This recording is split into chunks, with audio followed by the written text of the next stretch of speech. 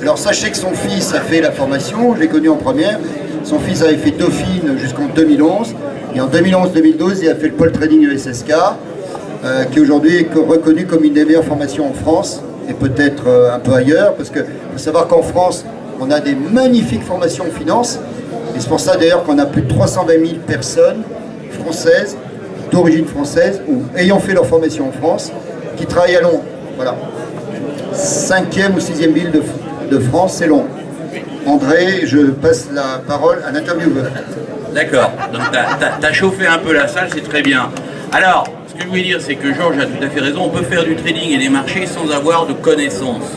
Mais c'est bien on peut se former sur le tas. Moi, je suis plutôt un autodidacte et je me suis formé à la criée, d'abord comme commis, ensuite je suis devenu trader, stratégiste pour l'ensemble des marchés de taux et Banque d'Orsay et Mescart-Roussel, et ensuite je me suis mis à mon compte et j'ai commencé à faire l'analyse technique et à faire du trading, etc. Enfin, vous connaissez tous ma carrière. Mais c'est justement parce que je pense qu'il faut des études, que si j'avais eu ce bagage, alors j'ai beaucoup de bagages, je ne suis pas un crétin complet, j'ai une maîtrise en droit, j'ai un doc de philo et un doc d'histoire, donc mais pour la finance, ça n'est pas très utile. Ça vous ouvre un peu l'esprit, mais c'est pas très utile. Il faut se former directement sur les marchés. Et donc j'ai eu la chance à l'époque que les marchés s'ouvraient, c'était le Matif. On était en 86 et c'était le Matif et on demandait beaucoup de main d'œuvre. Donc il fallait beaucoup, il y avait de la chair à canon qui rentrait, et il y en avait beaucoup qui ressortaient. Beaucoup de gens trouvaient que c'était très stressant, moi non, mais c'est un état d'esprit, c'est pas une qualité. Mais ayant trouvé que si j'avais fait des études, parce que j'ai dû bosser sur les bouquins, le Matif, qu'est-ce que c'est, marché à terme des instruments financiers, c'est quoi un instrument financier? Mais il faut savoir que même les courtiers à qui je posais la question à l'époque ne savaient pas. L'instrument financier, c'était des questions vagues. Qu'est-ce que c'est que le notionnel?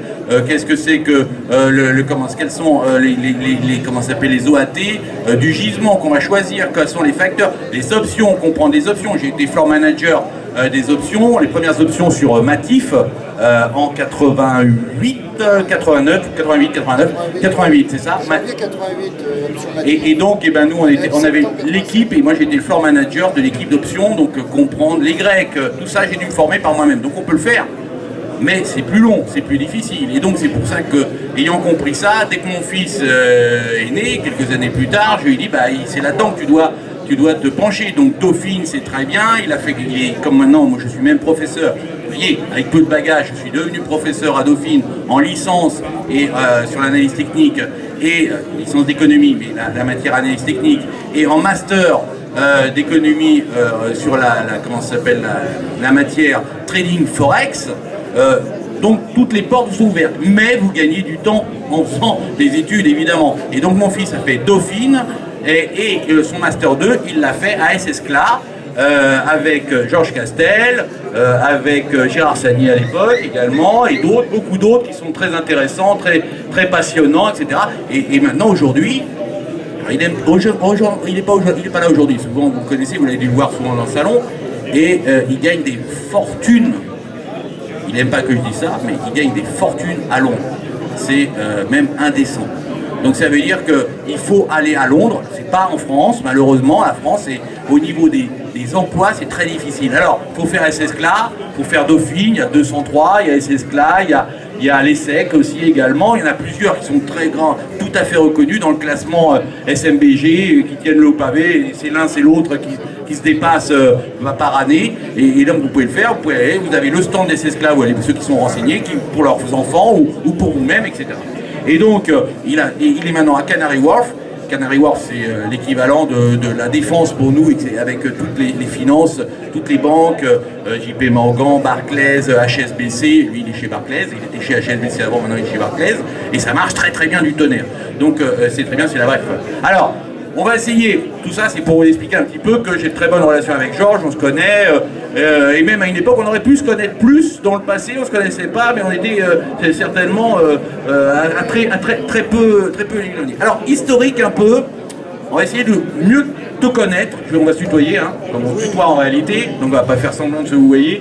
Donc un peu, première question, un peu connaître un peu ces gens, parce que est-ce que Georges Castel il a de quoi vous répondre Est-ce qu'il s'y connaît ou est-ce que c'est un grand parleur ou est-ce qu'il s'y connaît derrière? Et s'il dirige l'école, le pôle trading de SSK, pourquoi est-ce qu'il a des raisons? Alors, historique, pouvez-vous nous raconter votre parcours, expérience, d'où vous sortez? Quel âge vous avez? Marié, pas marié?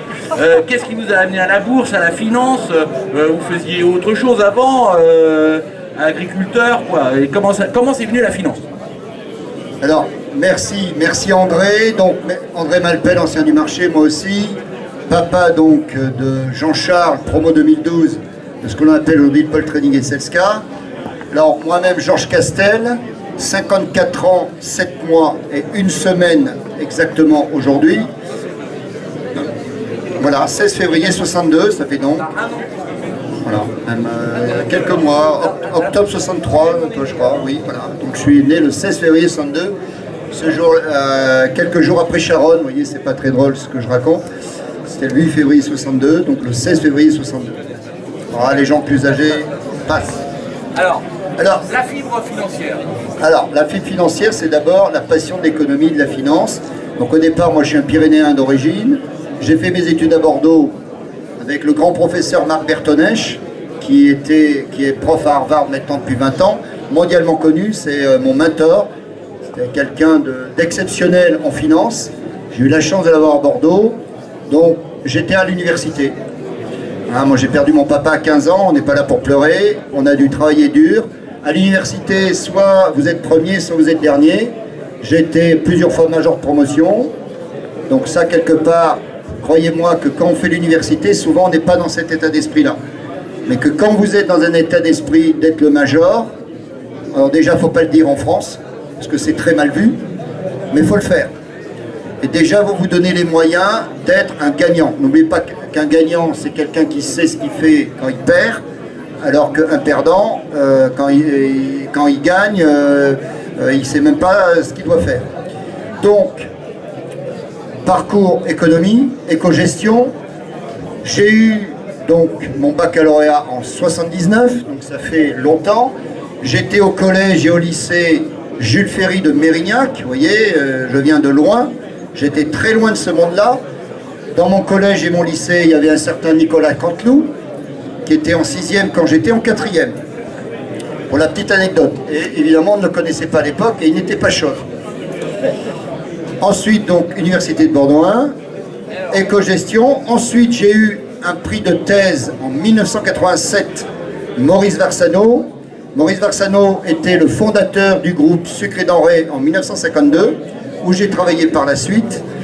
Et j'ai obtenu de la part de la Chambre de commerce et d'industrie de Paris, avec la compagnie du commissionnaire Aigret près la Bourse de Paris, qui a été fusionnée ensuite avec ce qu'on appelait la CCIFP, devenue ensuite Matif SA, le clearing de la Bourse de Paris.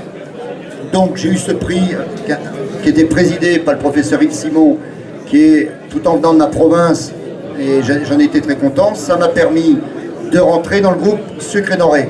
Auparavant, j'avais travaillé en tout près de 3 ans sur le parquet. J'ai fait le démarrage du MONEP le 10 septembre 1987. Et effectivement, les options Matif, c'était en janvier 88. Il faut savoir que le Matif, donc, où travaillait également André Malpel, a démarré le 20 février 86. Et c'était un décret qui avait eu lieu le 14 juillet 85, le Matif. Tout ça pour dire, et c'est ce qui a sauvé la place de Paris. À l'initiative de M. Bergovois, tout à fait, et qui s'était fait tout seul. C'est pas une histoire de mauvais ou pas mauvais, ce qui compte c'est être pragmatique. Et je crois que ce qu'il faut bien comprendre, et c'est ça qu'attendent les gens, c'est les mesures qui quelque part font gagner ou perdre, absolument. Donc, là, j'ai fait près de 2 ans et demi de parquet market maker sur le MONEP. J'avais une veste verte, je faisais partie de tous ces gens qui gueulaient comme des putois, enfin, sauf que nous on s'en prenait plein la tête, on faisait du gamma, du theta, du véga, debout toute la journée. J'ai vécu une période exceptionnelle. Grâce au prix Maurice Varsano, j'ai pu rentrer dans le groupe Sucre et Denrées.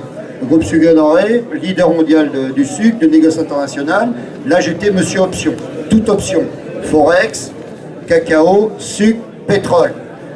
Là, ça m'a permis de rencontrer M. Karim Bedabderazik, ancien de l'ESSK promo 88, Et nous avons eu l'idée de créer ce que l'on appelle aujourd'hui le pole training de l'ESSECA en 88-89. Aujourd'hui, on en est à la 29e promotion. Il y a près de 1450 anciens dans cette formation dans le monde entier. L'ESSECA est aujourd'hui classée 9e école européenne. Je cite le journal Le Monde, au niveau des revenus au bout de 5 à 10 ans après leur sortie après l'école. Donc, une carrière de trader jusqu'en l'an 2000, où là, j'ai secret denrées pendant 5 ans.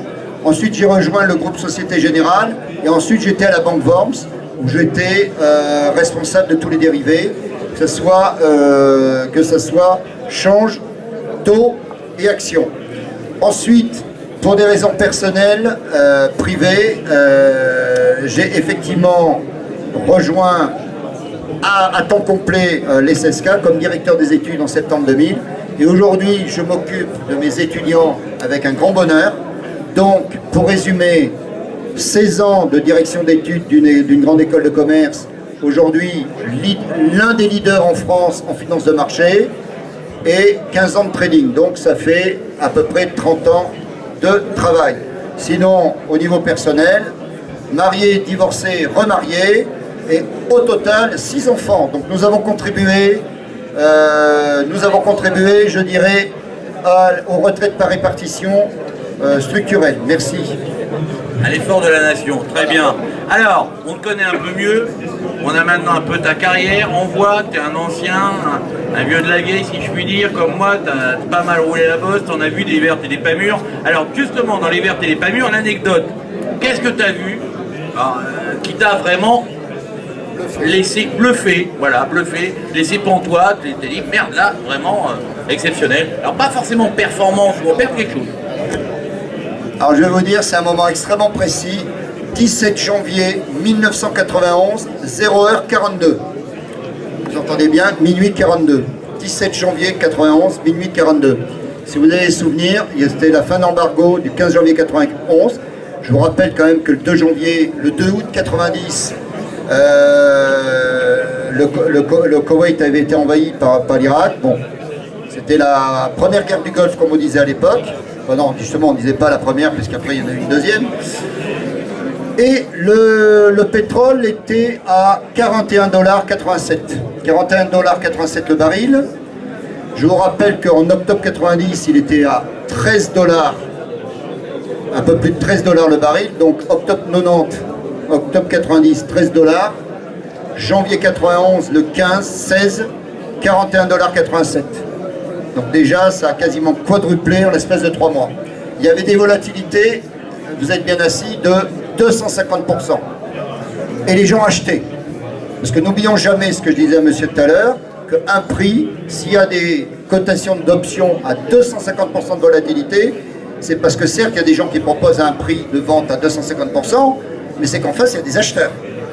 Ce que je peux dire, s'il n'y a pas d'acheteurs à 250% de volatilité, la volatilité, elle tombe à 100, elle tombe à 50, elle tombe à 10. Donc il y avait des acheteurs à 250% de volatilité. Je pense que quand on n'est pas un optionneur et tout, on ne réalise pas ce que c'est, mais c'est hallucinant, 250% de volatilité sur des options à 3 mois, pas sur des options à 2 jours. 41,87 $ à 0h41 minutes et 30 secondes. À 0h42, déclenchement de la guerre du Golfe, sur la 5, avec Guillaume Durand, je ne sais pas si vous vous souvenez, hein, ça c'est pour les plus anciens, puisque c'était le 17 janvier 91. Je sais que parmi vous, il y en a qui n'étaient pas encore nés, et d'ailleurs mes étudiants actuels ne sont pas encore nés. Et ce qui est intéressant d'ailleurs, c'est que mes étudiants, au départ, ils avaient l'âge de mes petits frères, que je n'ai pas d'ailleurs, puisque c'est moi le petit. Et aujourd'hui, ils ont l'âge de mes enfants. Donc, la grande force aussi du pole trading, c'est ça. Donc, le pétrole est passé en 1 seconde de 41,87 $ à 29,50 $. Vous entendez bien? Donc, calculez la baisse instantanée en 1 seconde, les prix qui tombent de 41,87 $ à 29,50 $. Tout le monde disait comme des malades, quand la guerre va éclater, ça va aller à 100 $. N'oubliez jamais qu'en bourse, en finance, dès que l'événement tant attendu est arrivé, on change de sens. C'est déjà du passé. La bourse, la finance, ce n'est pas autre chose qu'un baromètre. Ce n'est pas un thermomètre. L'immense erreur de beaucoup de gens, c'est de penser que la finance et la bourse, c'est un thermomètre. C'est un baromètre. Et parfois, le baromètre se trompe. surpricing, sous-pricing. Et là, donc ça fait une baisse d'environ 30% en une seconde. Je ne vous raconte pas la baisse instantanée annualisée d'une telle baisse. Je ne vous raconte pas la panique dans la salle de marché à ce moment-là, l'horreur, les gens collés comme des malades parce qu'ils étaient longs de call, donc d'options d'achat à 250% de volat. Alors je ne vous raconte pas les vendeurs, eux, combien ils étaient heureux. Voilà, c'est toujours pareil. Vous savez, le bonheur des uns fait le malheur des autres, et vice-versa. En Delta One, parce que la solution, justement, de ne pas faire que du Delta One, c'est-à-dire acheter, vendre, vendre, acheter, c'est ce qu'on vous apprend principalement ici, c'est aussi de faire des options. Et c'est ce qu'on verra tout à l'heure à 13h30. Donc je crois que c'est quand même... Il y a eu plein d'événements majeurs. Il y a aussi le crack de 87. Qui se souvient du crack du 19 octobre 87? Très peu de gens. Sur le PIT, tout à fait. On était sur le PIT. Le MONEP avait démarré le 10 septembre 87. Les gens qui auraient été acheteurs de put, ça aurait été que du bonheur. Là, je vous rappelle que le crack de 87, c'était le premier jour, 22,6% de Dow Jones, 508 points de Dow Jones qui valait à l'époque 2247 points, qui était descendu à 1739, ce fameux lundi 19 octobre 87. Qui se souvient du CAC 87? Très peu de gens. Parce qu'il faut savoir que l'année 88 a complètement avalé cette baisse de 45-50%. En 2008, tout le monde a dit jamais le CAC 40 n'a autant baissé, blablabla. C'est vrai. Parce que je vous rappelle que le CAC 40 a été créé le 31 décembre 87, base 1000. Mais si le CAC 40 avait existé le 19 octobre 87, il aurait valu 2000. Parce qu'en 2 mois et demi, le marché a baissé de 50%. C'est-à-dire ce qu'il a fait en 5 mois en 2008. Mais peu de gens veulent s'en souvenir, parce qu'avant le CAC 40, il y avait le CAC tout court. Enfin, le CAC. Voilà, comme on disait, Commission des compagnies d'agents de change. Et donc, c'est une imposture intellectuelle de dire que jamais ça n'avait autant baissé. Donc ça, c'est quand même les deux grands chocs majeurs. Bon, il y en a d'autres, mais le crack de 87 et effectivement cette fameuse nuit de guerre du Golfe, le 17 janvier 91 à 0h42 pour être précis, heure française. Alors, sur les options, je ne sais pas, les markets, ils ont dû se faire des cheveux blancs à l'époque. Et nous, sur le PIT, on était assez contents. Au moment de, je me souviens, au moment où Saddam a comment ça s'appelle, mis ses forces, accumulé ses forces près de la frontière, ça a été pas mal sur le PIBOR, on s'est bien amusé. Alors, donc on a vu anecdote, performance, puis résultat. Alors, on n'a plus beaucoup de temps, donc c'est une petite interview d'une demi-heure, on te connaît mieux, on voit un peu ce que tu as vu, tes pistes d'anecdotes. Alors, pour débuter, quel conseil donnerais-tu à quelqu'un qui veut se lancer dans le trading? Alors, d'être constant, travailleur, efficace, fiable, stable. Quant et quali. C'est-à-dire à la fois, il ne faut pas être fâché avec les chiffres, il ne faut pas être fâché avec l'informatique, mais il ne faut pas être fâché non plus avec le verbe, avec la psychologie, avec les sciences humaines. Je ne cherche pas à faire du politiquement correct. Le marché, s'il n'était que mathématique, ça se saurait. 2 plus 2 font 4. Ça fait ni politique ni religion. Mais le marché, parfois, il surprice à 5 ou il surprice à 3. Et tout le monde est persuadé que ça vaut 3. Prenons l'exemple de Facebook en 2012. Tout le monde avait dit, introduction à 38 $, ça va à 100 $. Moi, j'avais dit publiquement à la promo 2012, j'ai plus d'une centaine de témoins, ça va aller à 20, c'est même tombé à 15. J'étais pas le seul à dire ça, mais personne ne nous a écoutés. Le consensus était que ça allait aller à 100 en pointant 70-100. Ça l'a fait 3 ans après. Mais je peux vous dire, quand vous êtes collé comme un goré pendant 3 ans et que vous n'êtes pas couvert avec des options, les nuits sont très longues. Très très longues. Il y a plein d'exemples comme ça. Donc quelque part, je dirais qu'il faut être extrêmement optimiste. Optimiste, ça ne veut pas dire naïf. C'est-à-dire que le verre, quand il est à moitié plein, il n'est pas à moitié vide. C'est toute une façon d'être. Le marché, c'est l'humilité. Chaque jour suffit sa peine. C'est pas parce qu'on a fait un jour une belle perfo que le lendemain, ça sera bien. On repart à 0. Comme dans Question pour un champion, vous avez la question 1, 2, 3, 4. Si vous loupez la 3, eh bien, vous retombez à 0, vous n'allez pas à la 4. Eh bien là, c'est pareil. Le marché, c'est comme What Else. Vous savez, la pub Nespresso avec le merveilleux, beau, magnifique, intelligent Georges Clooney, le docteur, le pédiatre merveilleux. Bon. Qui ne connaît pas Georges Clooney? Bon. Quelle femme n'a pas rêvé de Georges Clooney? Peut-être certains hommes aussi, j'imagine, mais bon, c'est un autre débat. Il arrive, bel endroit, machin, les femmes sont là, elles sont toutes belles, magnifiques. Elle vient de lui parler du café, Nespresso. Et voilà, terminé. Lui, il s'attendait qu'elle allait faire une sarabande, machin. Eh bien, le marché, c'est ça. Il faut être très carré. 2 plus 2 font 4, pas 5, pas 3. ABCD, ce n'est pas ABDC. Il faut avoir le sens du process, le sens de la chronologie. Parce que, prenons un exemple, Laure Manodou et son frère Florent, a priori, savent nager, me semble-t-il. Ils ont des médailles, bon, ils crânent un peu, mais bon, ils savent nager, ces gens-là. Vous les mettez dans un tsunami, mais un gros. Mais, à mon avis, ils vont se noyer. Pourtant, ils savent nager. Donc, même si vous savez très bien nager, n'allez pas dans un tsunami. Autre exemple, le chêne et le roseau. Hein, c'était les Fables de la Finance, conférence il y a 2 ans.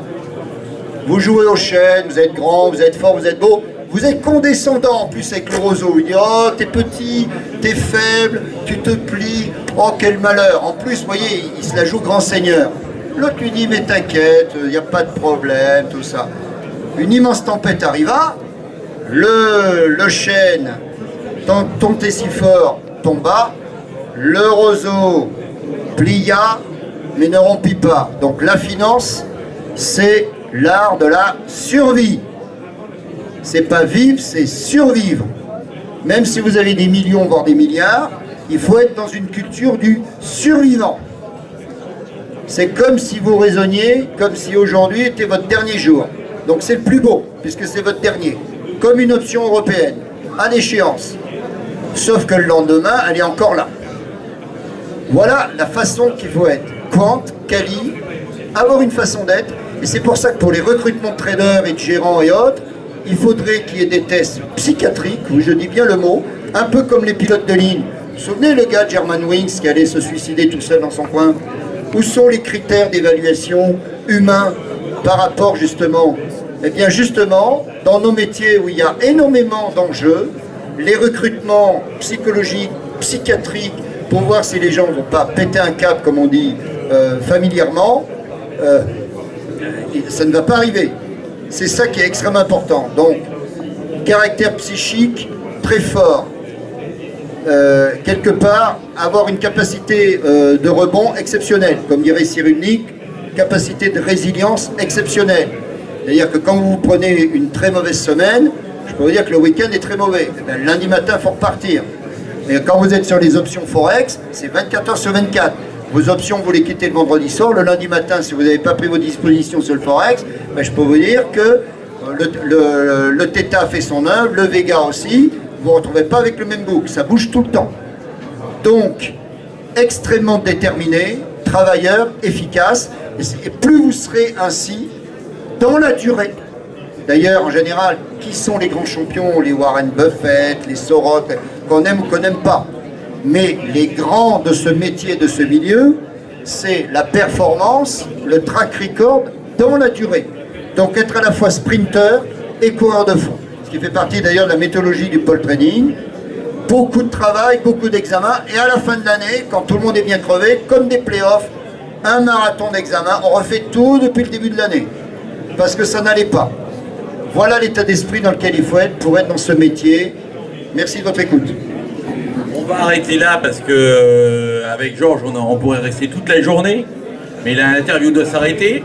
Donc l'interview s'arrête, mais vous pouvez encore discuter un peu avec Georges. Je vais couper le micro par contre, mais si vous voulez poser des questions, et de toute façon vous pouvez le retrouver. Alors tout à l'heure à 13h30 à l'école des traders, ça sera là-bas sur le côté pour du trading option, et sinon plus tard également à 15h dans la salle 1 sur après le Brexit, le QI et les taux négatifs, à quand le crack obligataire.